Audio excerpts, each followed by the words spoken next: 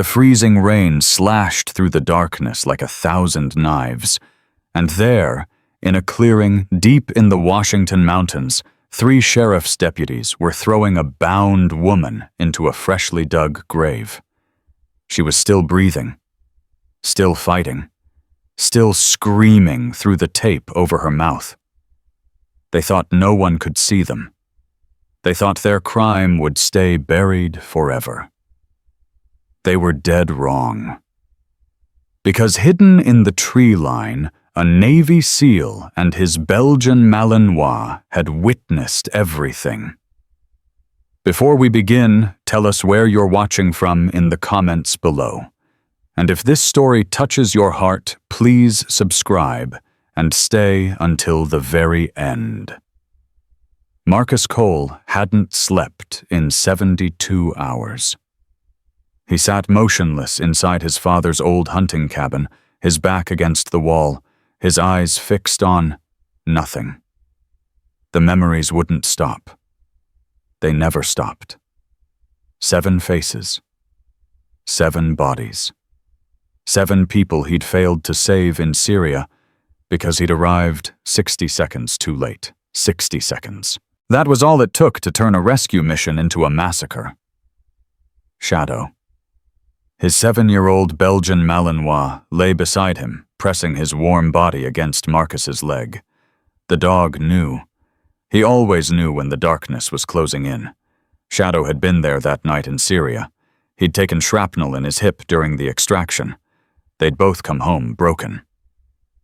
"I'm okay, buddy," Marcus whispered, running his hand over Shadow's scarred fur. "I'm okay." But he wasn't okay. He hadn't been okay in 18 months. The Navy psychiatrist had called it mandatory medical leave. Marcus called it exile. They'd sent him here to this remote corner of the Cascade Mountains to find peace and process his trauma. What a joke. Peace didn't exist for men like him. Peace was for people who didn't see dead children when they closed their eyes. Outside, the storm was building. Rain hammered the tin roof like artillery fire. Thunder rolled through the valley, shaking the windows. It was the kind of night that made normal people lock their doors and thank God for shelter. Marcus wasn't normal. He was a Navy SEAL with 16 years of combat experience and a death wish he couldn't admit out loud. Shadow's head suddenly snapped up. The dog's entire body went rigid. His ears rotated forward like satellite dishes locking onto a signal Marcus couldn't hear. A low growl rumbled in his chest. Not aggressive, but alert. Warning. Marcus froze. He knew that sound. He'd trusted that sound through a dozen deployments in the most dangerous places on Earth. Shadow didn't alert for nothing. Shadow didn't growl at deer or raccoons or random forest sounds. Shadow growled at threats. "What is it, boy?" The dog rose slowly, his injured hip making him stiff, but his focus was absolute. He moved toward the cabin door, stopped, and looked back at Marcus with those intelligent amber eyes. "Follow me. Something's wrong." Marcus grabbed his jacket and his sidearm. Old habits. A SEAL never went anywhere unarmed, not even to check on a strange noise in the middle of nowhere. The moment he opened the door, the storm hit him like a wall. Rain drove sideways, stinging his face, soaking through his clothes in seconds. Visibility was maybe 20 feet. The forest beyond was nothing but blackness and moving shadows. Shadow didn't hesitate. He moved down the porch steps and into the tree line, his nose working the air, his body low and purposeful. Marcus followed, matching the dog's silent movements with his own. They'd done this 1,000 times in combat zones. Handler and dog moving as one unit through hostile territory. The difference was this wasn't Afghanistan. This was Washington State. This was supposed to be safe. Shadow led him northeast, away from the cabin, deeper into the forest. The terrain grew rougher, the ground slick with mud and fallen pine needles. Marcus's boots squelched with every step, but he kept moving. Then Shadow stopped.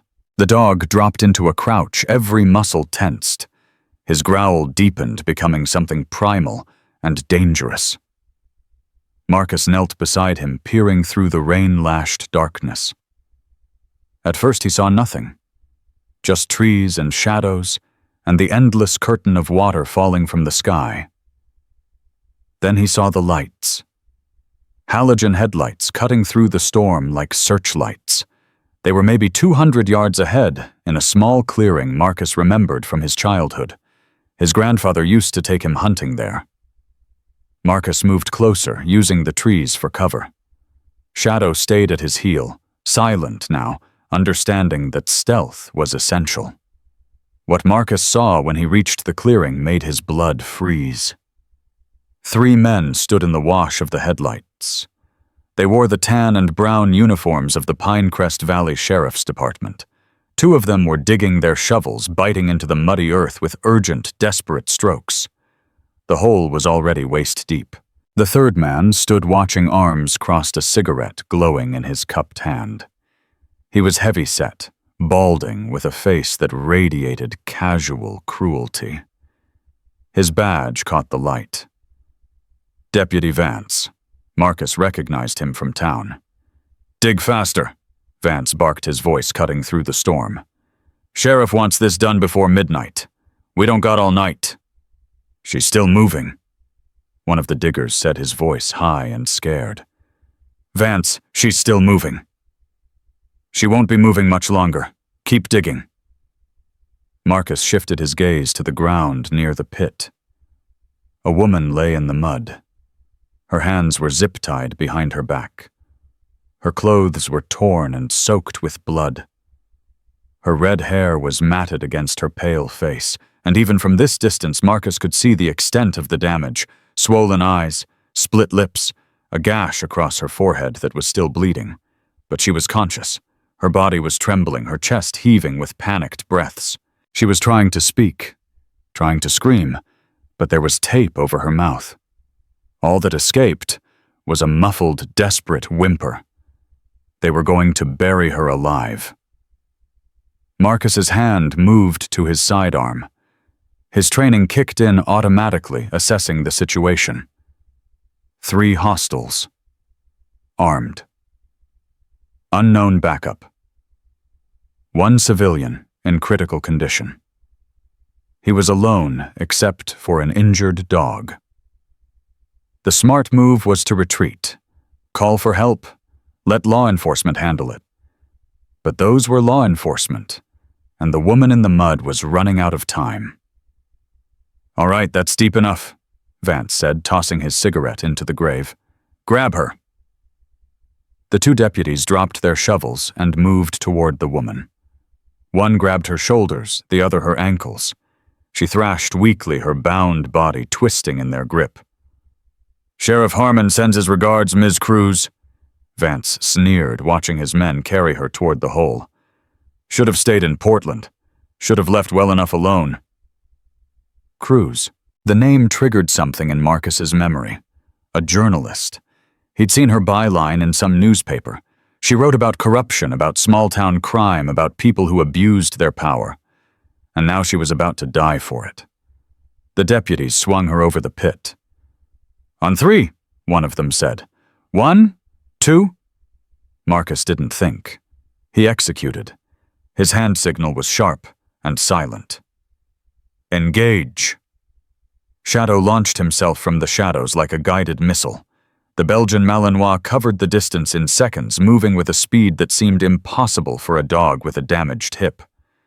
He hit the deputy holding the woman's legs from behind, 80 pounds of muscle, and fury slamming into the man's back. The deputy screamed, dropping his grip on the woman. He went down hard, Shadow's jaws clamping onto his forearm with bone-crushing pressure. The scream became a howl of agony. The second deputy stumbled, losing his hold on the woman's shoulders. She fell to the mud, with a heavy thud, gasping behind her gag. Marcus was already moving. He came out of the tree line like a ghost, closing the distance before anyone could react. The second deputy was reaching for his sidearm when Marcus hit him. A palm strike to the jaw snapped the man's head back. A sweep kick took his legs out. The deputy hit the ground breathless and stunned. Vance was faster than he looked. The heavy-set deputy had his gun out, finger on the trigger muzzle, swinging toward Marcus. His face was a mask of shock and fury. "Who the hell?" Marcus didn't give him time to finish. He closed the gap in 2 strides, grabbing Vance's wrist and twisting outward. The crack of bone was audible even over the storm. The gun flew into the darkness. Vance screamed, clutching his shattered wrist. Marcus drove a knee into his gut, folding him in half, then delivered a controlled strike to the side of his neck. Vance collapsed into the mud, groaning but conscious. The whole engagement had taken less than 10 seconds. Marcus turned to the woman. She was shaking violently, her swollen eyes struggling to focus on him. Terror radiated from every inch of her body.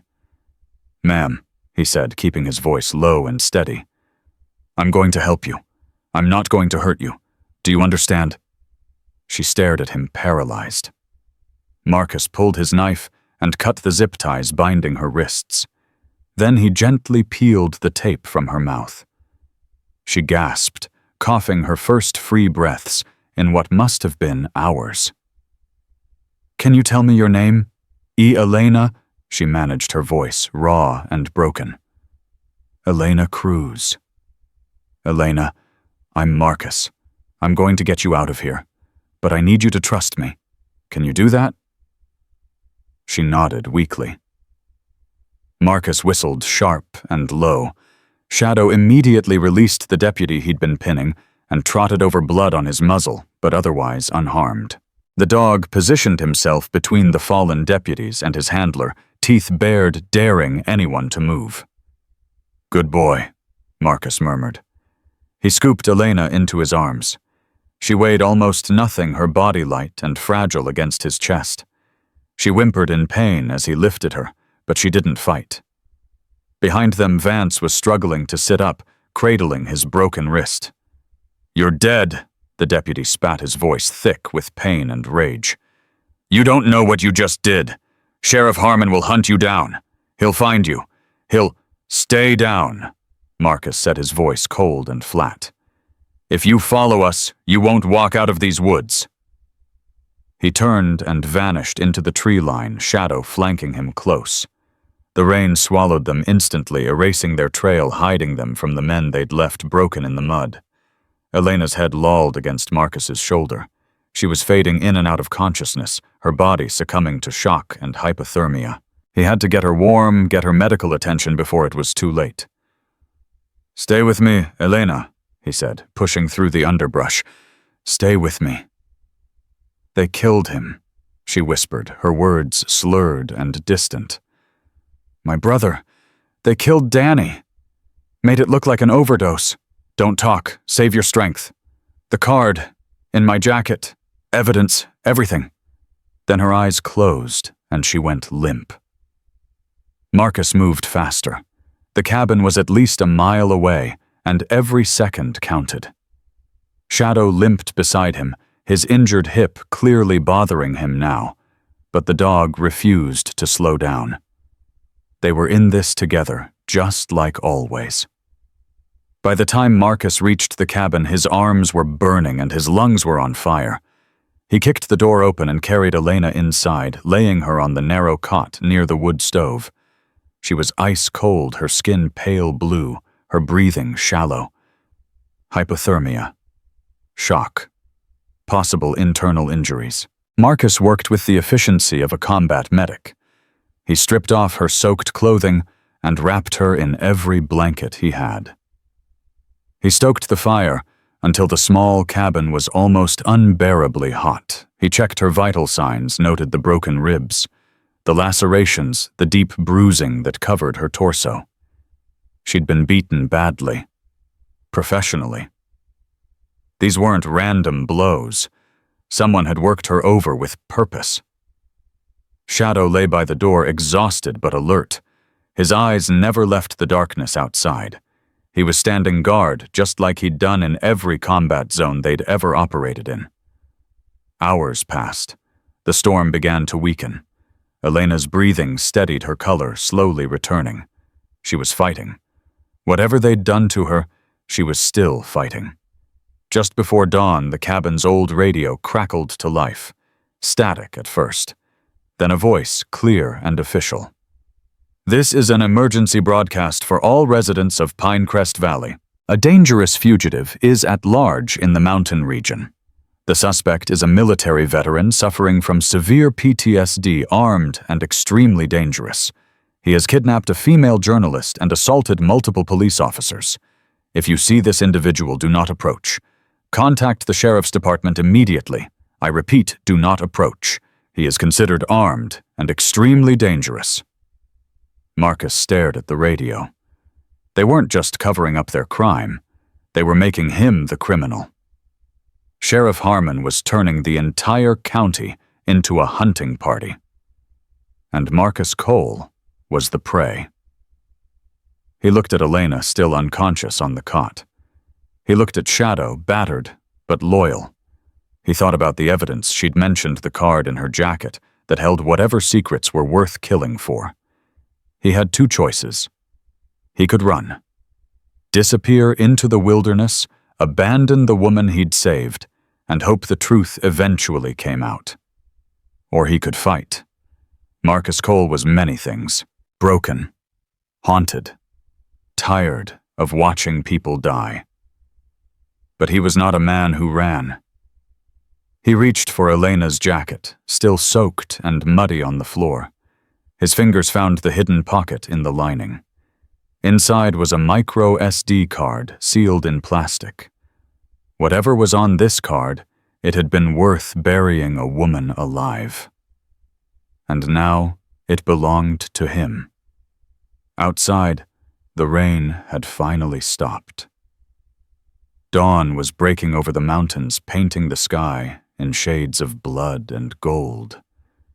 Somewhere out there, a corrupt sheriff was mobilizing his forces. The hunt was about to begin. Marcus looked at Shadow. The dog met his eyes with absolute trust. "All right, buddy," Marcus said quietly. "Looks like we're not on leave anymore." Elena's eyes snapped open just after noon. She didn't wake slowly. She woke fighting. Her body jerked upward, her hands clawing at the blankets, her breath coming in ragged gasps. Terror flooded her face as she scanned the unfamiliar room. "No, get away from me, don't—" "Easy." Marcus kept his distance, his hands raised where she could see them. "You're safe? Look at me. You're safe." Elena's wild eyes locked onto him. Recognition flickered, then confusion, then something that might have been relief. Her body was still trembling, but the panic was fading. "You," she whispered. "You're the one who—" "In the woods?" "Yeah, that was me." She touched her face, wincing at the swollen flesh around her eyes. Her fingers traced the bandage Marcus had applied to her forehead. Then she looked around the cabin, taking in the rough-hewn walls, the crackling wood stove, the Belgian Malinois, watching her from the doorway. "Where am I?" "My grandfather's hunting cabin. Middle of nowhere. About 6 miles from where I found you." Elena tried to sit up, and immediately gasped, clutching her ribs. Marcus moved toward her instinctively, but she flinched back. He stopped. "You have at least 2 broken ribs. Maybe 3. You need to move slowly." "How long have I been out?" "Almost 12 hours." Something changed in her expression. Fear gave way to urgency. She struggled to swing her legs over the side of the cot, ignoring the pain. "I have to go. I have to get to—" "You're not going anywhere." "You don't understand." Her voice cracked with desperation. "The evidence. There's a card in my jacket. If Harmon finds it—" Marcus reached into his pocket and held up the micro SD card. Elena's breath caught. "Already found it," he said. "Figured it was important given that 3 cops were about to bury you alive over it." Elena stared at the tiny piece of plastic, like it was a holy relic. Tears welled in her swollen eyes. "That card is everything," she said softly. "Everything I've worked for. Everything my brother died for." Marcus sat down on a wooden crate across from her. Shadow rose and padded over to the cot, resting his heavy head on Elena's knee. She looked down at the dog, startled, then slowly placed her hand on his fur. "Your brother?" Marcus asked. Elena was quiet for a long moment. When she spoke, her voice was hollow. "Danny, my little brother. He died 2 years ago in this valley." The official report said heroin overdose. She laughed bitterly. Danny had been clean for 3 years. 3 years. He was going to nursing school. He was engaged. He was happy. What really happened? He found something. He was working part-time at the county clerk's office filing records. He stumbled onto financial discrepancies, payments that didn't make sense, properties changing hands for nothing. He started asking questions. Marcus nodded slowly. And someone didn't like the questions. The night before he died, Danny called me. He was terrified. He said he'd found proof that Sheriff Harmon was running drugs through the valley, using his deputies as distribution, laundering money through local businesses. Elena's hand tightened on Shadow's fur. He was going to take it to the state police. He never got the chance. They killed him. They killed him and made it look like he fell off the wagon. Junkie overdose, case closed. Nobody investigated. Nobody cared. Her voice hardened. Except me. Marcus looked at the SD card in his hand. "This is what you found. 18 months of investigation. Financial records, bank statements, recorded conversations, photos of Harmon meeting with cartel representatives, names of judges and politicians on his payroll." Elena met his eyes. "That card can bring down the entire network, not just Harmon. Everyone connected to him. Everyone who let my brother die." Shadow whined softly, sensing her distress. Elena absently stroked his ears, and some of the tension left her shoulders. "The problem," Marcus said, "is that right now you're a kidnapping victim, and I'm a dangerous fugitive. Harmon's already put out a county-wide alert. Every cop in this valley is looking for us." "I know. I heard the radio. So we can't just walk into the state police office. We can't call the FBI. Harmon controls the communications. He probably has people inside the state agencies, too." Elena closed her eyes, exhaustion and frustration warring on her face. "Then what do we do?" Marcus stood and walked to the window, checking the tree line for movement. "We need to get that evidence somewhere he can't suppress it. Somewhere everyone will hear it at once." "Like what? A newspaper? A TV station?" "Those can be shut down, delayed, controlled." Marcus turned back to her. "But there's an emergency broadcast tower on Ridgeback Peak, automated, links to the county emergency system. If we can access the console, we can transmit those recordings directly to every radio and television in the region, every emergency scanner, every police band." Elena's eyes widened. "You want to broadcast it live?" "I want to make it impossible to bury. Once it's out there, once everyone hears Harmon's voice confessing to his crimes, he can't spin it. He can't make it disappear. The truth becomes the story. That tower is 5 miles from here. Through terrain, Harmon's men are already searching." "I know." Elena was silent, processing. Then she shook her head slowly. "You don't have to do this. You could leave me somewhere, take your dog, and disappear. You're a SEAL. You know how to vanish. This isn't your fight." Marcus thought about Syria, about the 7 faces that haunted his dreams, about the 60 seconds that had cost 7 lives. "Yeah," he said quietly. "It is." Before Elena could respond, Shadow's head snapped toward the door. The dog's body went rigid, a growl building in his chest. Marcus moved instantly. He grabbed his rifle and pressed himself against the wall beside the window. "What is it?" Elena whispered. "Someone's coming." The sound of an engine reached them seconds later. Not the roar of police cruisers, but the steady rumble of an older vehicle. Marcus risked a glance through the window. A battered pickup truck was climbing the logging road toward the cabin. Single occupant. No visible weapons. "Stay down," Marcus ordered. He slipped out the back door, moving through the trees with silent efficiency. Shadow followed, understanding the tactical maneuver without needing a command. They circled around, approaching the truck from behind. The driver's door opened, and an elderly woman stepped out. She was small, barely 5 feet tall, with silver hair pulled back in a tight bun and a face weathered by decades of hard living. She wore a flannel shirt, work jeans, and boots that had seen better days. In her hands was a double-barreled shotgun. "I know you're there.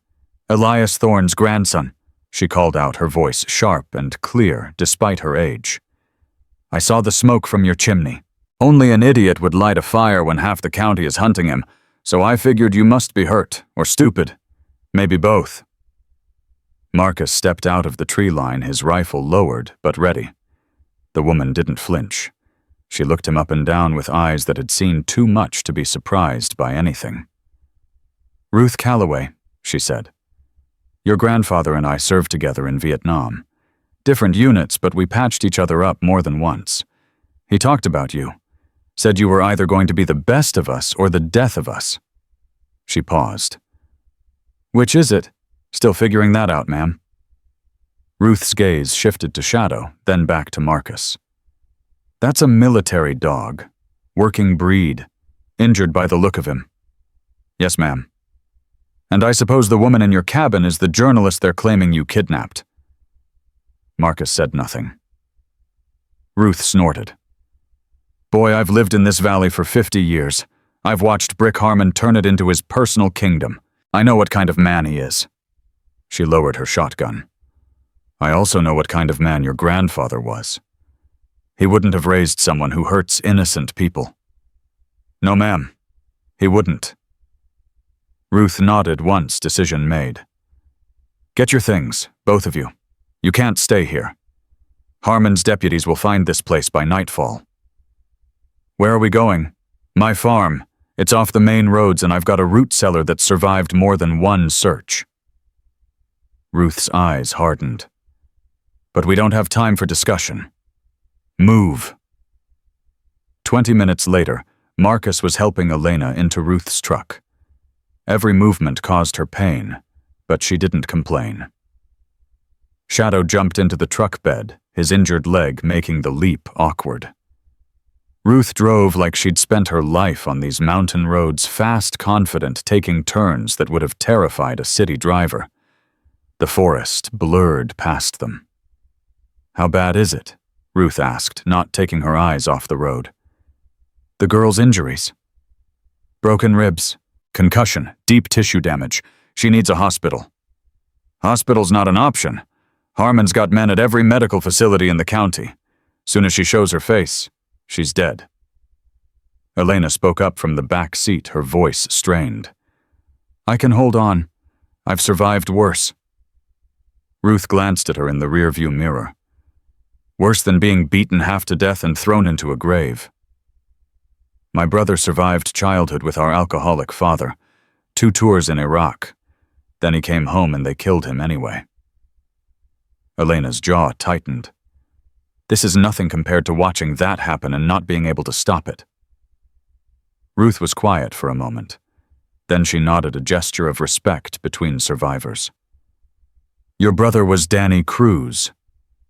Elena's head came up sharply. "You knew him." "He came to my farm once, asking questions about land records from the 90s.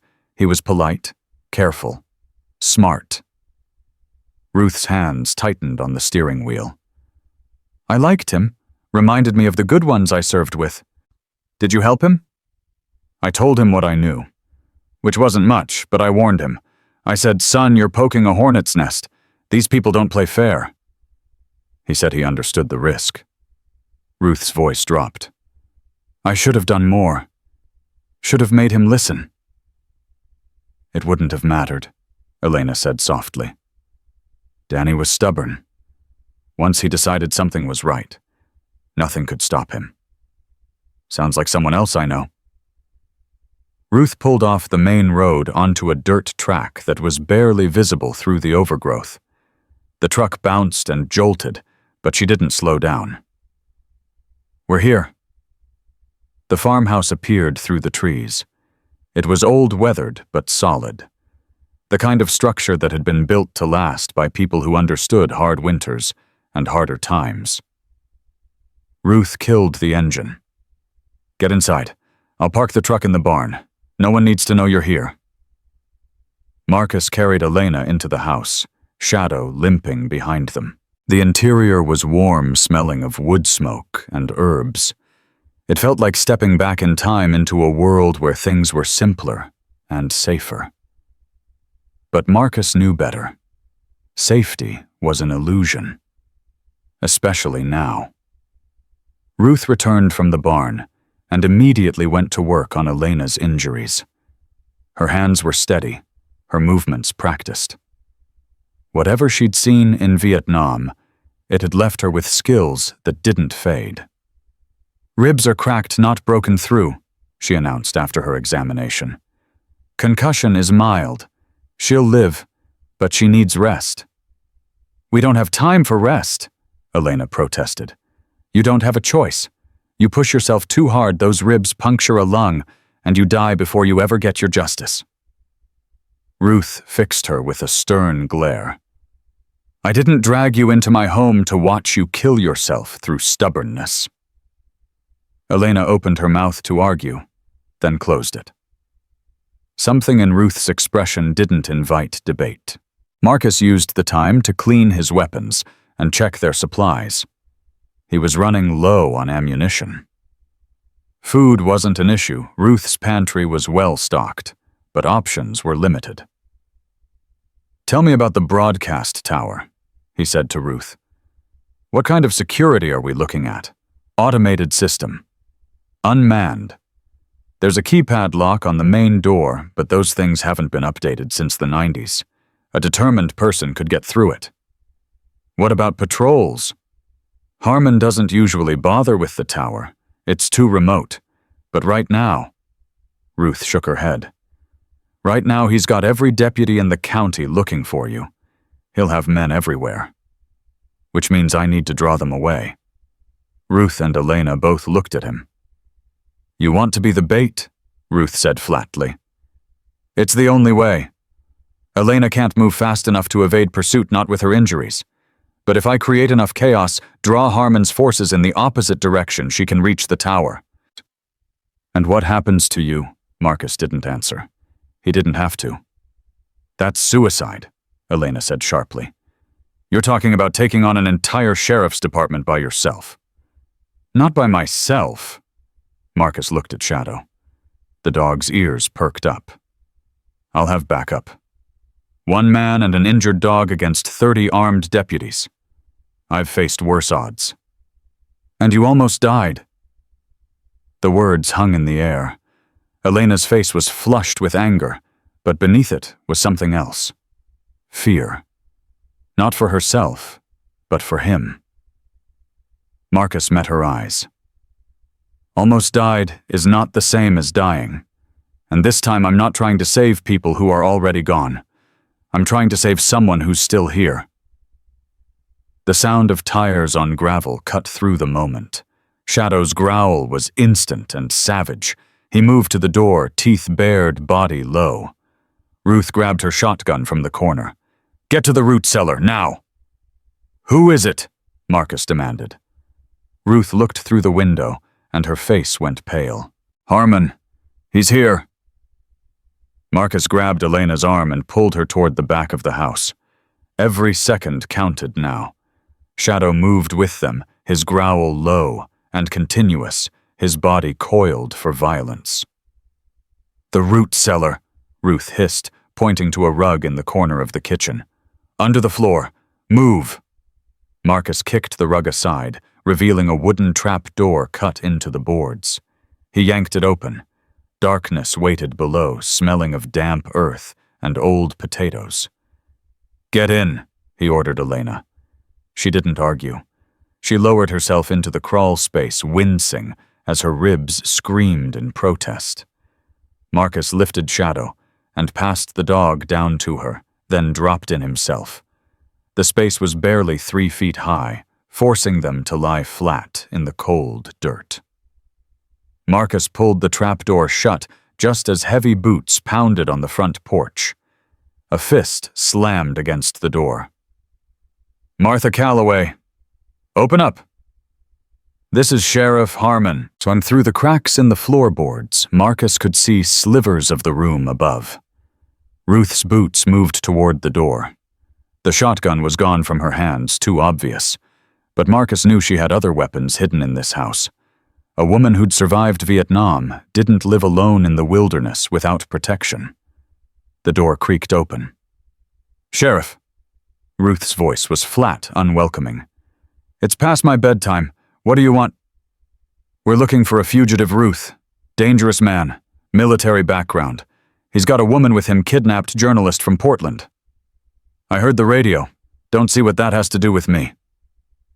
Boots crossed the threshold. 2 sets. Harmon wasn't alone.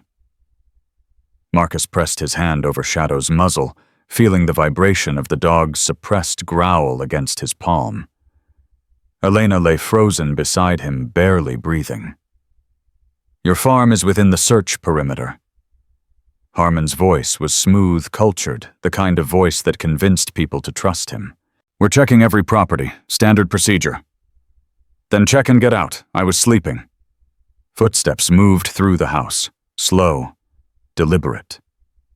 Marcus tracked them by sound, one set heading toward the bedroom, another circling the kitchen. The boots stopped directly above Elena's head. Marcus felt her body tense. He placed his hand on her arm, a silent command. "Don't move. Don't breathe." "Nice stew you've got on the stove," Harmon said. "Smells fresh. You always cook this much for yourself." "I'm old brick. I eat what I want when I want. Is that a crime now, too?" "Just making conversation." The boots shifted. "You know, Ruth, I've always admired this place. Your husband built it well. Shame he passed before he could see what the valley's become." "Yeah, real shame. I heard you were close with the Thorne family. Old Man Thorne especially." Ruth's voice hardened. "Elias Thorne was a good man. Better than most. His grandson isn't." The boys disturbed Ruth. PTSD. "Violent episodes. The Navy discharged him for a reason." Harmon's boots began to move again, pacing slowly. "If he came to you for help, I'd understand. Family loyalty runs deep in these mountains. But harboring a fugitive is a serious crime, even for a war hero like yourself. I haven't seen Marcus Cole since his grandfather's funeral, and if I did, I'd tell him to turn himself in. I don't harbor criminals." "I believe you." Harmon's voice dripped with false sincerity. "I really do. But my deputy here, he's not as trusting as I am. He wants to search the property, every building, every closet, every crawl space." Marcus's finger moved to the trigger of his sidearm. If they found the trapdoor, there would be no surrender. He wouldn't let them take Elena. He'd die first. "You got a warrant?" Ruth asked. "I don't need a warrant. Emergency circumstances. Armed fugitive at large." "Then search. You won't find anything except an old woman's underwear and 40 years of junk." Silence. The tension was suffocating. Marcus could hear his own heartbeat thundering in his ears. Then Harmon laughed. A cold, humorless sound. "You know what, Ruth, I believe you. You're too smart to get involved in something like this." The boots moved toward the door. "But I want you to understand something. If I find out you helped them, if I find out you lied to me, there will be consequences. Accidents happen out here. Gas leaks, electrical fires, a woman your age living alone.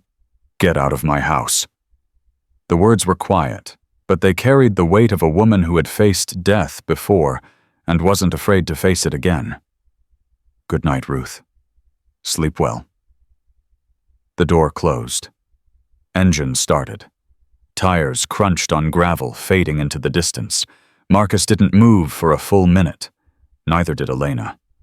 Only when Ruth's face appeared above them, lifting the trap door, did they finally breathe. "He's gone," Ruth said. "But he'll be back. He knows something's wrong." Marcus climbed out of the crawl space, then helped Elena up. Shadow scrambled after them, shaking dirt from his fur. "We have to move tonight," Marcus said. "We can't wait any longer." "You're right." Ruth's face was grim. "That man has controlled this valley for 20 years. He's never going to stop hunting you. Not until he's destroyed, or you are." Elena stood on shaking legs, clutching her ribs, but her eyes were clear-focused. "I can make it to the tower. I don't care how much it hurts. I'm finishing this." Marcus looked at her. He saw the determination, the fury, the grief that had been transformed into purpose. She reminded him of the soldiers he'd served with, the ones who kept fighting even when their bodies were broken. "Okay," he said. "Here's the plan." An hour later, Marcus was behind the wheel of Ruth's truck, heading east toward town. Shadow sat beside him, ears forward, ready for whatever came next. The plan was simple. Simple plans worked best. Marcus would hit multiple targets: the fuel depot, the impound lot, the highway checkpoint. He'd create chaos confusion, the illusion of a one-man army attacking from multiple directions. Every deputy in the county would converge on him. Meanwhile, Elena would take the Forest Service road to Ridgeback Peak. Ruth would drive her as far as the trailhead. Then Elena would make the final climb on foot. Shadow was supposed to stay with them to protect Elena in case anything went wrong. But the dog had refused to leave Marcus's side. When Marcus had tried to order him to stay, Shadow had simply jumped into the truck and stared at him with those amber eyes that said, "Go where you go." That's not negotiable. Ruth had handed Elena a flare gun before they separated. "If you get into trouble, fire it. I'll come running." "What if it's too late by then?" "Then at least we'll know where to find your body." Elena had almost smiled. "You're a real comfort, Ruth." "I'm practical. There's a difference." Now Marcus was approaching the outskirts of Pinecrest Valley, his headlights cutting through the darkness. He checked his watch. Elena should be starting her climb about now. He needed to give her at least 45 minutes to reach the tower. That meant 45 minutes of keeping an entire sheriff's department focused on him. He pulled off the road near the fuel depot and killed the engine. The compound was fenced, poorly lit, and guarded by a single drowsy deputy in a patrol car. Marcus grabbed the bag Ruth had prepared for him: smoke bombs made from potassium nitrate and sugar. Flares, firecrackers, enough to make a lot of noise without actually hurting anyone. He didn't want to kill these deputies. Most of them were probably just scared men following orders, but he would do whatever was necessary to protect Elena. "Ready, boy." Shadow's tail wagged once. Always. Marcus moved through the shadows, approaching the fence from the blind side. The guard was watching something on his phone, completely unaware. Marcus lit the first smoke bomb and tossed it over the fence. For 3 seconds, nothing happened. Then thick white smoke began billowing into the air, spreading rapidly across the compound. The guard jumped out of his car, shouting into his radio. Alarm sirens began to wail. Marcus was already moving. He circled around to the other side of the depot and threw a handful of firecrackers. The sharp cracking sounds echoed like gunfire, multiplying in the confusion. "Shots fired! Shots fired at the fuel depot!" The guard's panicked voice crackled over the radio Marcus had taken from one of the deputies in the forest. "Requesting immediate backup." Within minutes, sirens were converging from every direction. Marcus watched from the tree line as 3 patrol cars screeched into the depot, deputies pouring out with weapons drawn. He was already gone. The impound lot was next. 2 miles west, completely unguarded now that every available unit had raced to the depot. Marcus didn't bother with subtlety this time. He drove Ruth's truck straight through the flimsy chain-link gate and jumped out while the vehicle was still rolling. He set a pile of old tires on fire with a flare, sending a column of orange flame and black smoke into the night sky. The blaze was visible for miles. More sirens. More panicked radio chatter. The deputies were being run ragged, chasing ghosts across the valley, while the real target climbed toward them in the darkness. Marcus checked his watch. 20 minutes down. Elena should be halfway up the mountain. He abandoned the truck near the impound lot and moved on foot toward his final target, Main Street. This was the most dangerous part of the plan. He needed to be seen. He needed Harmon to know exactly where he was to draw every remaining unit into the pursuit. Marcus walked down the center of Main Street like he owned it. Shadow trotted beside him, limping slightly, but determined. The few civilians on the street stared in disbelief, then scattered. A patrol car rounded the corner and slammed on its brakes. "There he is. Main Street suspect is on Main Street." Marcus broke into a run, not away from the car, but toward it. The deputy behind the wheel panicked, throwing the vehicle into reverse. Too slow. Marcus was already past him, disappearing into an alley shadow at his heels. More cars converged. Spotlights swept the buildings. Marcus could hear Harmon's voice on the radio, coordinated and furious. "All units suspect is in the downtown area. Lock it down. No one gets out." Good, Marcus thought. Focus on me. Forget about the mountain. He led them on a chase through the back alleys and service roads, always staying just ahead, always visible enough to keep them following.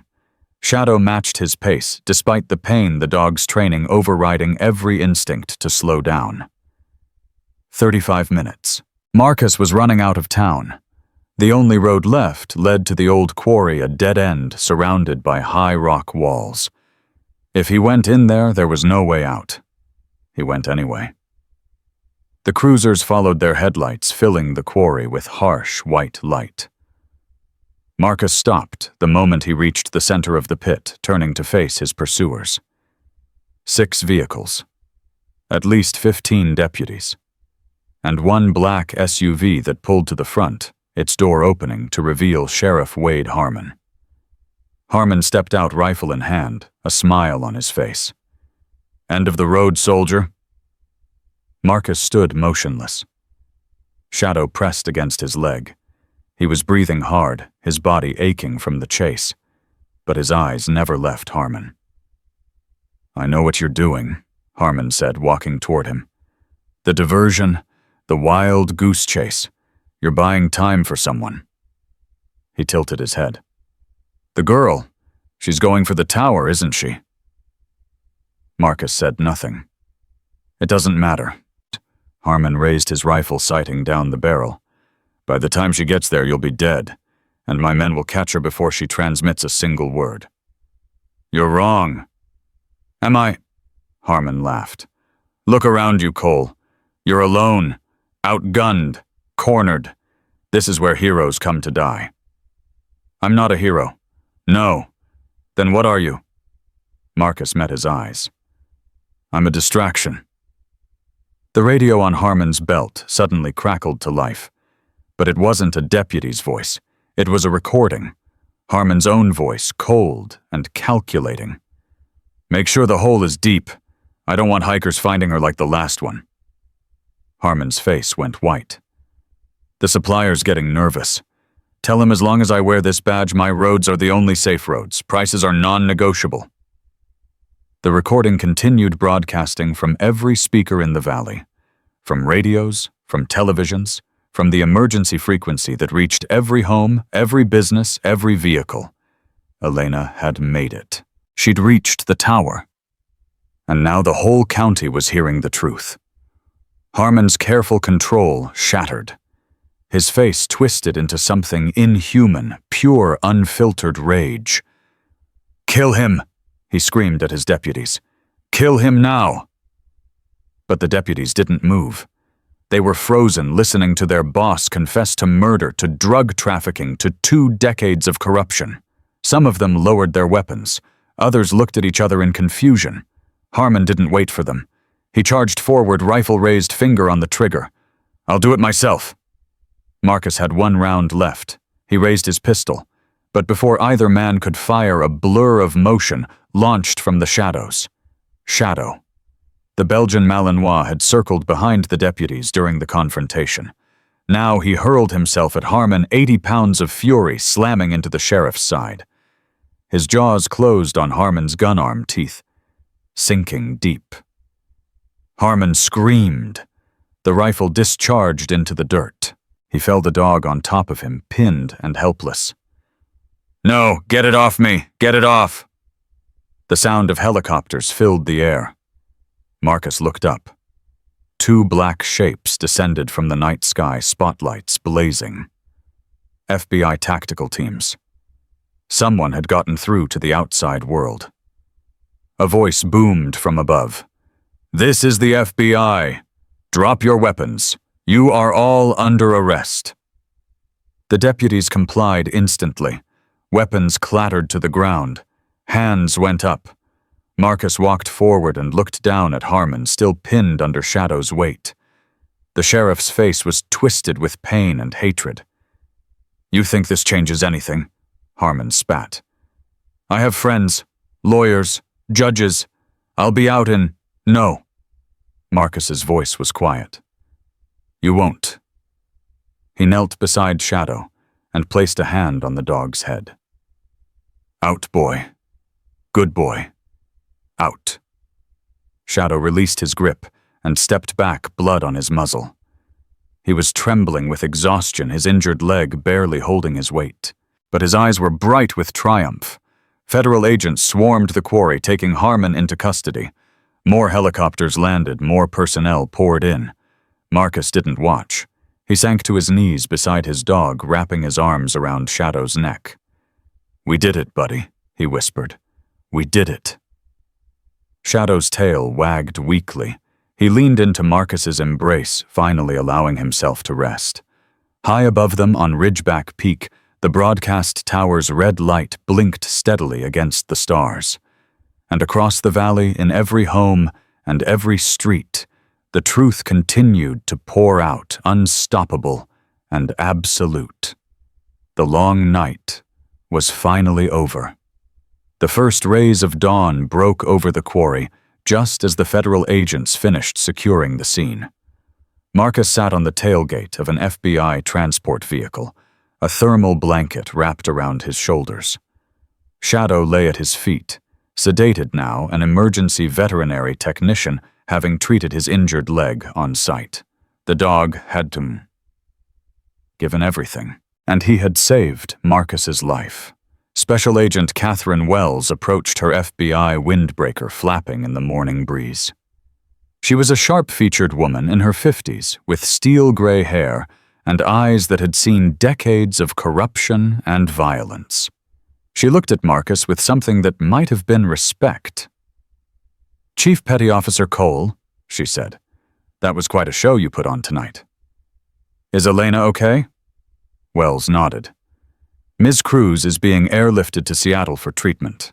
She's stable, conscious, and extremely determined to give her statement before they put her under for surgery." A hint of a smile crossed her face. "She asked about you.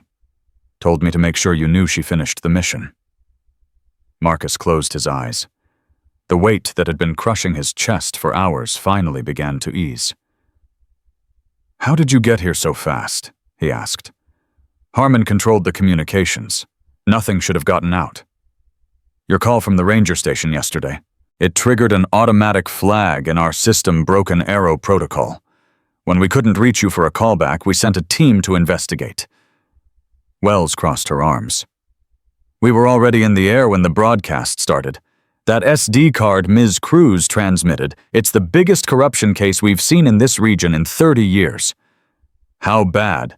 Bad enough that Sheriff Harmon won't see sunlight for the rest of his life. We're talking racketeering, drug trafficking conspiracy to commit murder." Wells paused. "And that's just from a preliminary review. The full investigation will take months, maybe years." Marcus looked across the quarry where Harmon was being loaded into a transport van. The sheriff's hands were cuffed behind his back, his face a mask of impotent fury. He locked eyes with Marcus for a brief moment. Pure hatred, pure defeat. Then the van doors closed, and Sheriff Wade Harmon was gone. "There's something else," Wells said quietly. "The gravesite, where they tried to bury Ms. Cruz. What about it? It wasn't the first. Our forensics team found remains. 2 other victims buried in the same area. Hikers reported missing in 2018. And we're getting reports of more sites across the county." Marcus's jaw tightened. He thought of Elena's brother, Danny. He thought of all the people who had simply vanished over the years, their deaths attributed to accidents or overdoses or bad luck. "How many?" "We don't know yet. But based on the initial evidence," Wells shook her head. "Harmon wasn't just running drugs. He was eliminating anyone who got in his way. You didn't just Ms. Cruz chief. You stopped a serial killer." The words hit Marcus like a physical blow. He looked down at Shadow, still sleeping peacefully, despite everything he'd endured. "I didn't stop him," Marcus said quietly. "The truth did. I just made sure it got to a microphone." Wells studied him for a long moment. "Modest. That's rare in my line of work." She reached into her pocket and pulled out a card. "When you're ready, we'll need a full debrief. But for now, get some rest. You've earned it." She walked away, already barking orders into her radio. Marcus sat alone with his dog, watching the sun climb higher. The chaos of the night was fading into exhaustion, and for the first time in years, the screaming in his head was quiet. Not gone. Never gone. But manageable. The news reached Pinecrest Valley like a tidal wave. Every radio, every television, every emergency scanner had carried the broadcast. By the time the sun was fully up, there wasn't a single person in the county who hadn't heard Sheriff Harmon's voice confessing to his crimes. At Morgan's Grill, the town's main diner, the breakfast rush had turned into something else entirely.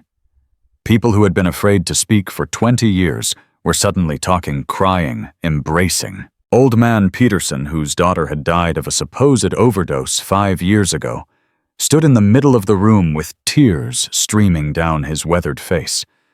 "I knew," he kept saying. "I knew it wasn't an accident. I knew she didn't do that to herself." The waitress Maria Santos put her hand on his shoulder. Her nephew had been arrested on trumped-up charges last year, pressured into becoming an informant. He'd hanged himself in his cell 3 days later. "We all knew," she said softly. "We were just too scared to say it." The bell above the door chimed. Ruth Calloway walked in, still wearing the same flannel shirt and work jeans from the night before. Every head turned toward her. The story had already spread. The old nurse who had hidden the fugitives, the woman who had stared down Harmon in her own kitchen and lied to his face. Peterson moved toward her, his hand extended. "Ruth, what you did, I didn't do anything special," Ruth interrupted gruffly. "I just remembered what my country taught me 50 years ago. You don't look away. You don't stay silent.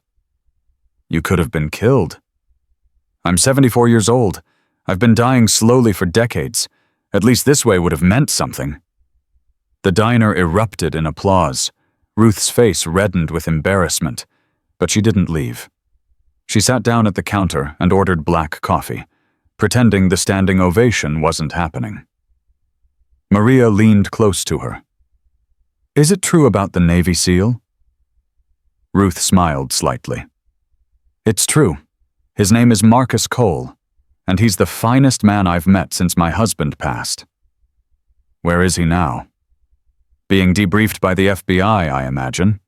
They'll want his statement. Then they'll want him to testify. Ruth's eyes grew distant. He's been through hell, that boy. Lost too many people he tried to save. But last night I think he found something he'd been missing. What's that? A reason to keep fighting.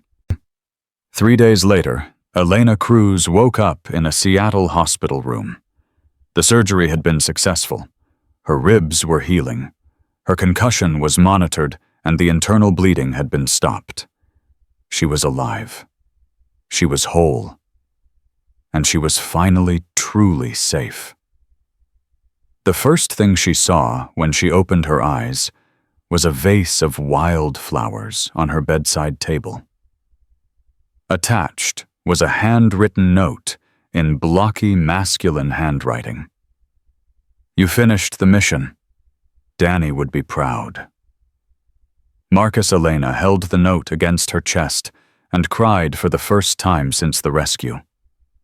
Not tears of fear or grief, but tears of release.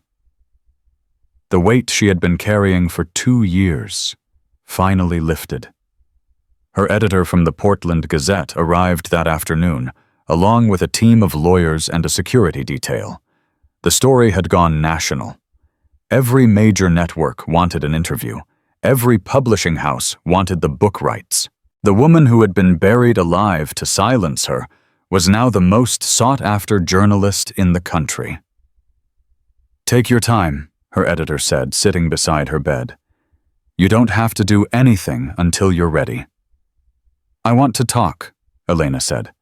I want to tell everyone what happened, not for fame, not for money. She looked out the window at the Seattle skyline. For Danny, for everyone who disappeared in that valley, for the families who never got answers. We can arrange a press conference when you're discharged. Good, but first I need to do something else. What's that? Elena turned to face him. I need to find Marcus Cole. And I need to say thank you properly. The formal recognition came 2 weeks later at Naval Base Kitsap. Marcus stood at attention in his dress blues shadow, sitting perfectly still beside him. The dog's leg was healing well, the surgeons having repaired the muscle damage from the bullet that had grazed him. He still limped slightly, but the veterinarian said he would make a full recovery. The base commander, Admiral Harrison, stood before them with a chest full of ribbons and a solemn expression. Chief Petty Officer Marcus Cole, he announced, for extraordinary heroism and distinguished service in action against criminal elements at great personal risk and without regard for your own safety, you are hereby awarded the Navy Cross. The medal was pinned to Marcus's chest. He didn't feel pride. He felt the weight of the 7 lives he couldn't save balanced now against the ones he had. Additionally, the Admiral continued, Military Working Dog Shadow is hereby awarded the PDSA Dickin Medal in recognition of his conspicuous gallantry and devotion to duty while serving with United States Naval Special Warfare. A handler stepped forward and attached the medal to Shadow's collar. The dog looked up at Marcus' tail, wagging slightly completely unaware of the honor being bestowed upon him. The assembled SEALs and naval personnel burst into applause. Marcus knelt beside Shadow, pressing his forehead against the dog's neck. You earned this, buddy, he whispered. Every bit of it. After the ceremony, Marcus stood alone at the base's waterfront, looking out at the Puget Sound. The water was gray and cold, but peaceful. The kind of peace he had been searching for in the mountains before everything changed. You clean up nice. He turned. Elena Cruz stood a few feet away, her arm in a sling, her face still bearing faint traces of bruising. But she was standing. She was strong. And she was smiling. You're supposed to be in the hospital. Marcus said. I checked myself out. They weren't happy about it, but I had somewhere I needed to be. The ceremony wasn't public. How did you? Ruth told me. She has connections. Elena moved closer. I wanted to see you, to thank you in person. Marcus shook his head. You don't owe me anything. I owe you my life. No. You owe me a coffee sometime. That's it. Elena laughed, the sound bright and unexpected. A coffee. That's what saving a woman from being buried alive is worth, a coffee. I'm easy to please. They stood together watching the waves roll in. Shadow appeared from somewhere, having slipped away from his handlers, and pressed himself between them. Elena reached down to scratch his ears. What happens now? She asked. For you, I mean. Medical discharge. The Navy decided I'm too broken to keep. You don't seem broken to me. Marcus was quiet for a moment. I was, for a long time. I couldn't save people in Syria. 7 of them. I've been carrying that weight for 18 months and it almost crushed me. And now, he looked at her. Now I understand something I didn't before. I can't save everyone. No one can. But that doesn't mean I stop trying. It means I focus on the ones I can reach. Elena nodded slowly. Danny used to say something similar. He said the world doesn't need perfect heroes. It just needs people willing to show up. Smart man. He was. The smartest person I ever knew. Elena's voice caught slightly. I'm starting a foundation in his name, for families of victims of police violence and corruption. I want to make sure no one else has to go through what we went through, what this valley went through. That sounds like a good use of a tragedy. It's the only use. Turn pain into purpose. Elena hesitated. I could use help. Someone who knows how to investigate, how to protect people, how to fight when fighting is the only option. Marcus raised an eyebrow.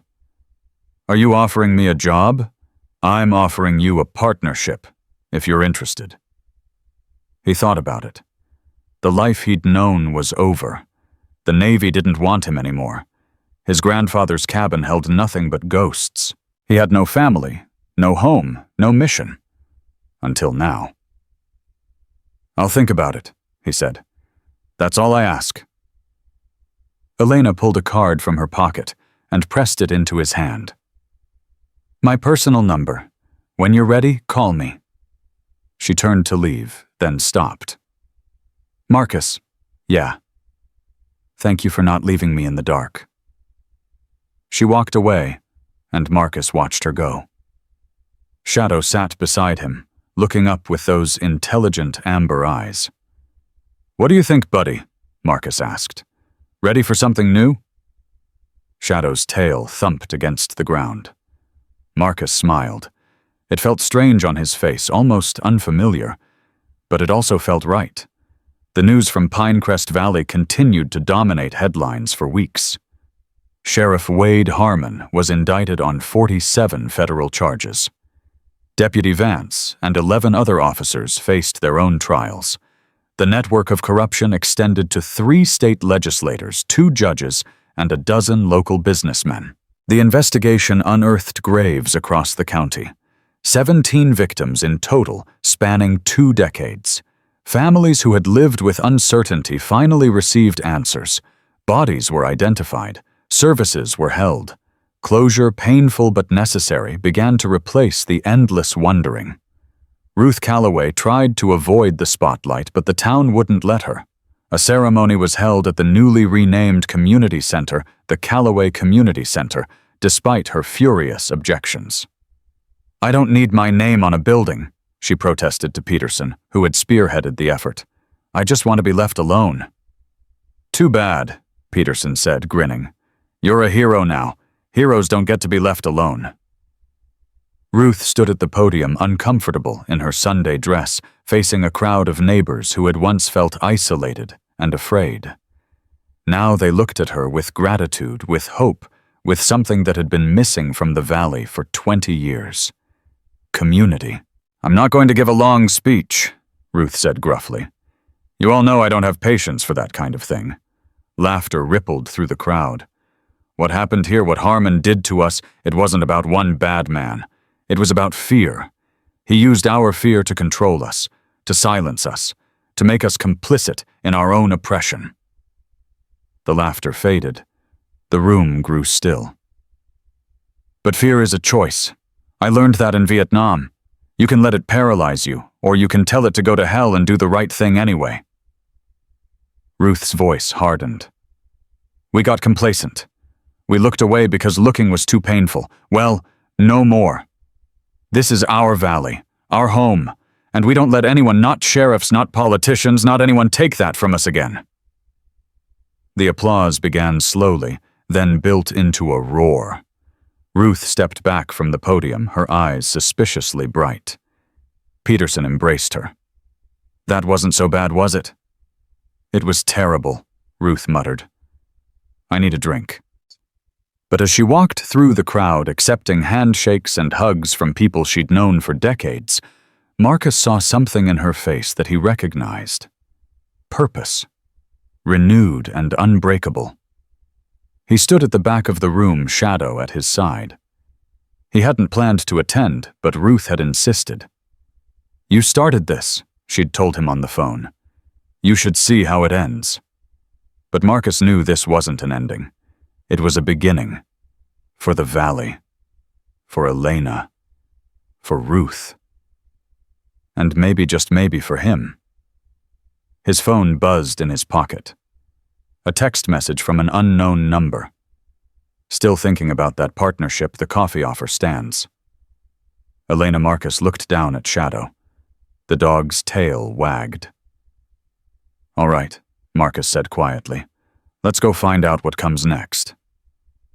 3 months had passed since the night that changed everything. Marcus drove the winding mountain roads in his grandfather's old truck, Shadow riding shotgun, with his head out the window, tongue lolling in the spring breeze.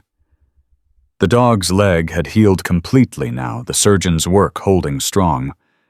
He still favored it slightly when he was tired, but the limp was barely noticeable. The valley looked different in spring. The rain had softened into mist wildflowers, carpeted the meadows, and the shadow of fear that had hung over Pinecrest Valley for 20 years had finally lifted. Marcus hadn't planned to come back. After the ceremony, after the debriefings, after the endless interviews with federal prosecutors, he'd told himself he was done with this place. Too many memories. Too much pain. But Ruth had called him last week. "The town's having a memorial," she'd said, her voice gruff, as always. "For the victims, for Danny Cruz and all the others. Elena's coming to speak. I don't do public events. I'm not asking you to give a speech. I'm asking you to show up. There are people here who want to thank you. People who need to see that the man who saved them is real." Marcus had started to refuse, but something in Ruth's voice stopped him. "Besides," she'd added, "Elena's been asking about you. Every time she calls, she asks if I've heard from you. I've been busy. You've been hiding. There's a difference." She was right, of course. Ruth was always right.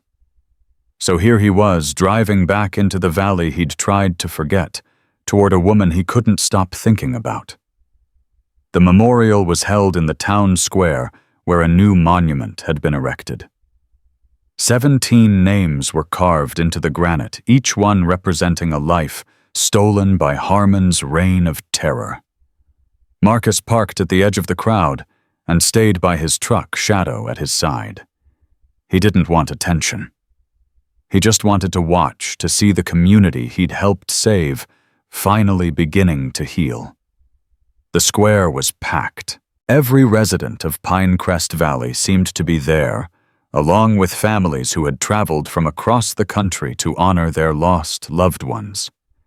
News cameras lined the perimeter, capturing the moment for the national audience that had followed the story.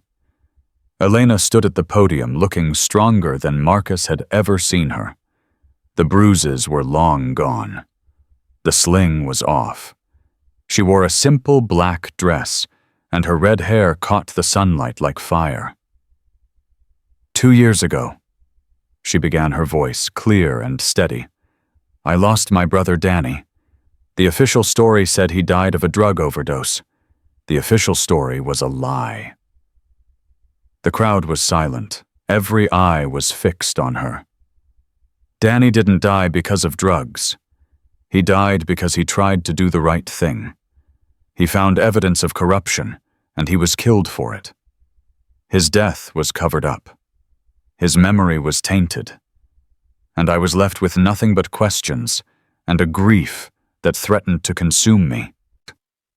Elena paused, her gaze sweeping across the assembled faces. I came to this valley looking for justice. Instead, I found something more. I found a community that had been broken by fear, families torn apart, lives destroyed, and I found people who, despite everything, refused to give up hope. Her eyes found Marcus at the edge of the crowd. I also found a man who saved my life.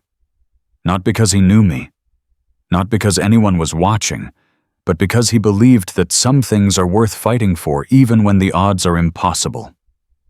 Marcus felt the weight of every eye turning toward him. He wanted to disappear into the truck to flee from the attention, but Shadow pressed against his leg, anchoring him in place. Marcus Cole didn't ask to be a hero, Elena continued. He was just a man trying to heal from his own wounds, trying to find peace in the silence of the mountains. But when he saw injustice, he acted.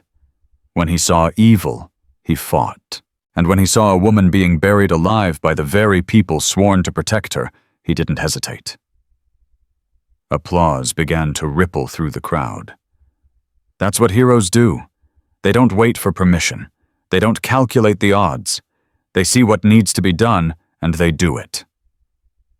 Elena stepped away from the podium and walked through the crowd. People parted for her, murmuring, reaching out to touch her arm as she passed. She moved with purpose, her eyes never leaving Marcus. She stopped in front of him. You came, she said softly. Ruth made me. Liar. A smile tugged at her lips. You came because you wanted to. Marcus didn't deny it. Elena reached out and took his hand. Her fingers were warm, her grip firm. Walk with me. She led him away from the crowd toward the edge of town, where a small park had been created on the site of what used to be the sheriff's impound lot. The chain-link fences were gone, replaced by benches and flower beds and a children's playground. They named it Danny Cruz Memorial Park, Elena said quietly. The town council voted unanimously. Marcus looked at the brass plaque near the entrance. Danny's face smiled out from the metal, young and hopeful and full of life. He would have hated the attention, Elena said. He was shy, quiet, always more comfortable behind the scenes. Sounds like someone else I know. She laughed softly. Maybe that's why we understood each other. They walked in silence for a moment. Shadow ranged ahead of them, sniffing at flower beds and investigating every interesting scent. The foundation is growing, Elena said. We've helped 43 families in the last 2 months. People who lost loved ones to police violence, people who couldn't afford lawyers, people who just needed someone to believe them. That's good work. It's not enough. It'll never be enough. Elena's voice tightened. There are so many Pinecrest valleys out there. So many small towns controlled by men like Harmon. So many people suffering in silence because they're too afraid to speak up. Marcus stopped walking. You can't save everyone. I know. Elena turned to face him. That's what you taught me. We can't save everyone. But we can save the ones in front of us. We can fight the battles we can reach. I didn't teach you that. Yes, you did. In the cabin when you were treating my wounds. In the forest when you were carrying me to safety. In the quarry when you stood alone against 30 armed men. Elena's eyes glistened. You taught me that courage isn't about being unafraid. It's about acting anyway. Marcus didn't know what to say. He'd spent so long thinking of himself as broken as failed as a man who arrived 60 seconds too late. But Elena saw something different. She saw strength, where he saw weakness. Purpose, where he saw emptiness. I've been thinking about your offer, he said finally. The partnership. Elena's breath caught. And I'm not good at working with people. I'm not good at talking. I'm not good at anything except fighting and breaking things. That's not true. It is true. I've spent my whole life in the shadows doing the dirty work so others could live in the light. I don't know how to exist in normal society. Elena stepped closer. Who says I want normal? Marcus looked at her. Really looked at her. He saw the scars beneath the surface, the grief that would never fully heal, the determination that had kept her alive when anyone else would have given up. He saw himself. Partners, he asked. Partners. They shook hands. It felt like a beginning. Ruth found them in the park an hour later, Shadow sleeping contentedly at their feet while they talked. Figured I'd find you two together, she said, sitting down on the bench across from them. The whole town's looking for you. They want to give you both medals or keys or some other nonsense. We're hiding, Elena said. I can see that. Ruth's eyes twinkled. It's good to see you, Marcus. You look better than the last time. I feel better. Amazing what happens when you stop running from your problems. Ruth leaned back, crossing her arms. So what's the plan? You two going to save the world, one corrupt sheriff at a time? Something like that, Elena said. Good. This country could use more troublemakers like you. Ruth's expression softened. Your grandfather would be proud, Marcus. He always said you were destined for something important. I don't think he imagined this, but he'd be proud nonetheless. Marcus felt the familiar ache of loss, but it didn't consume him the way it used to. The ghosts were still there, still watching from the shadows of his memory. But they weren't screaming anymore. They were at peace. Thank you, he said, for everything you did. For hiding us. For lying to Harmon. For taking the risk. Don't thank me. I've been waiting 20 years for someone to stand up to that man. You just gave me the opportunity. Ruth stood up, brushing off her jeans. Now, are you two going to come back to the reception, or are you going to make an old woman walk back alone? They walked back together, the four of them. Marcus, Elena, Ruth, and Shadow, moving through the spring afternoon toward the sounds of music and celebration. The reception had transformed into something between a funeral wake and a victory party. Tables groaned with food donated by every family in the valley. Children ran between the adults, laughing their joy, a stark contrast to the somber memorial that had preceded it. Old Man Peterson intercepted them at the edge of the gathering. There you are. We've been looking everywhere. We needed some air, Elena said. Well, you've had enough. Come on. There are people who want to meet you. For the next 2 hours, Marcus shook more hands than he had in his entire military career. Families thanked him with tears in their eyes.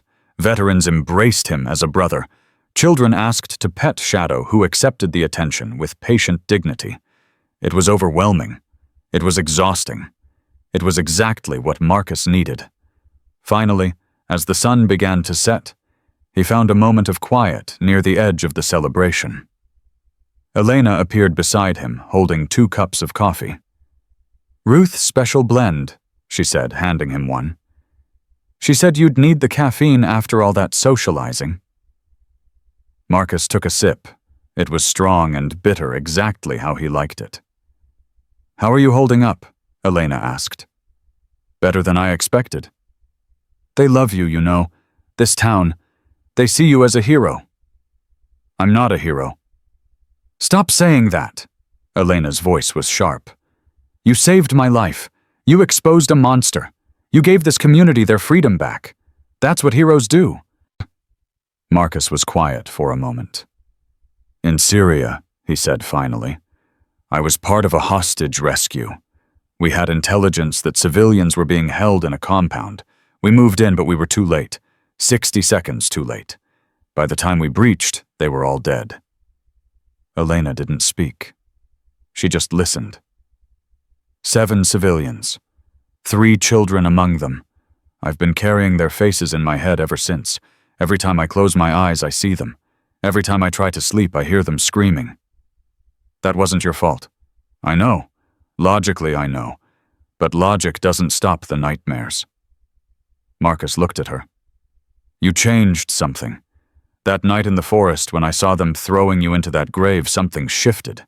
I couldn't save the people in Syria, but I could save you. And for the first time in 18 months, I felt like I had a purpose again. Elena reached out and took his hand. Then keep feeling it. Keep finding people to save. Keep fighting battles that matter. Is that what the Foundation is about? That's exactly what it's about. Turning pain into purpose. Taking the worst thing that ever happened to us and using it to help others. Marcus looked out at the celebration. He saw Ruth laughing with neighbors she'd known for decades. He saw Peterson dancing clumsily with his wife. He saw Shadow playing with a group of children, his tail wagging furiously. He saw a community that had been broken now beginning to heal. Okay, he said. Okay what? Okay, I'm in. The Foundation, the partnership, all of it. He turned to face her. I don't know what I'm doing. I don't know how to be a civilian. But if you're willing to figure it out together, then so am I. Elena's smile could have lit up the entire valley. Partners, she said. Partners. That night, after the celebration had ended and the town had grown quiet, Marcus stood on Ruth's porch with Shadow at his feet. The stars were brilliant overhead, more vivid than anything he'd seen in years. Elena came out to join him, wrapping a blanket around her shoulders against the spring chill. Can't sleep, she asked. Old habit. I don't sleep much. That makes 2 of us. They stood together, watching the stars wheel slowly across the sky. I've been thinking about Danny, Elena said quietly. About what he would say if he could see all this. The memorial. The Foundation. The town finally free. What do you think he'd say? I think he'd say it was worth it. All the pain, all the sacrifice. He'd say that some things are worth dying for. Elena's voice caught. I just wish he didn't have to prove it. Marcus put his arm around her shoulders. It was an instinctive gesture, protective and comforting. Elena leaned into him, accepting the warmth.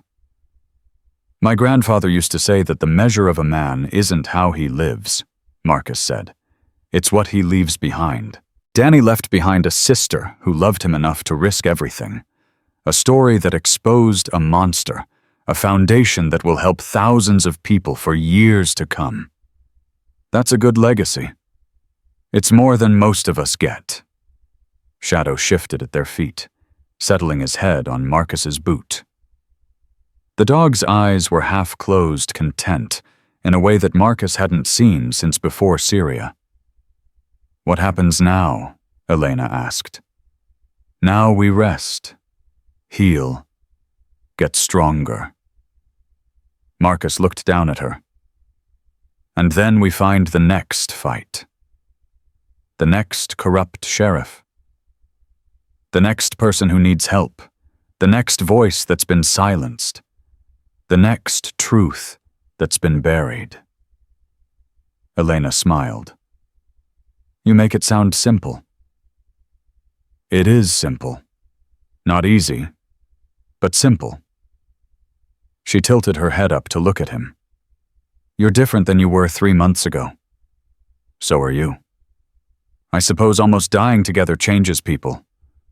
It does, but that's not what changed me. Marcus held her gaze. You did. You showed me that there's still something worth fighting for. That the world isn't just darkness and failure. That sometimes if you're willing to stand up when everyone else sits down, you can actually make a difference. Elena rose on her toes and kissed him. It was soft, gentle, tentative. The beginning of something neither of them fully understood yet. But it felt right. It felt like coming home. When they finally pulled apart, Shadow's tail was wagging. I think he approves, Elena said, laughing. He has good taste. They stood together watching the stars, planning futures they hadn't dared to imagine 3 months ago. In the distance, a light flickered on Ridgeback Peak. The broadcast tower still standing, still blinking its steady red signal into the night. A reminder of what they had accomplished. A promise of what was still to come. Marcus thought about the 7 faces that had haunted him for so long. They were still there, still watching from the shadows of his memory. But they weren't accusations anymore. They were witnesses. Reminders that every life matters, that every person saved is a victory against the darkness. He couldn't change the past. He couldn't bring back the dead. But he could honor their memory by saving the living, by fighting for the ones who couldn't fight for themselves, by never ever looking away when someone needed help. Shadow pressed against his leg. Elena held his hand. The stars wheeled overhead, eternal and indifferent. But Marcus Cole wasn't indifferent. Not anymore. He was ready. Whatever came next, whatever battles waited on the horizon, he would face them. Not alone. Not hiding. Not running. But standing. Fighting. Living. Because that's what soldiers do. That's what heroes do. That's what anyone does when they finally find something worth protecting. If this story touched your heart, share it with someone who needs to be reminded that courage isn't the absence of fear. It's the choice to act anyway. To stand in the storm. To run toward the fire. To never leave anyone behind. Subscribe to our channel for more stories of hope and redemption. And if you believe that light will always find a way through darkness, type Amen in the comments below. Thank you for watching. Stay strong. Stay kind. And remember, somewhere out there, someone needs you to be their hero. Be ready.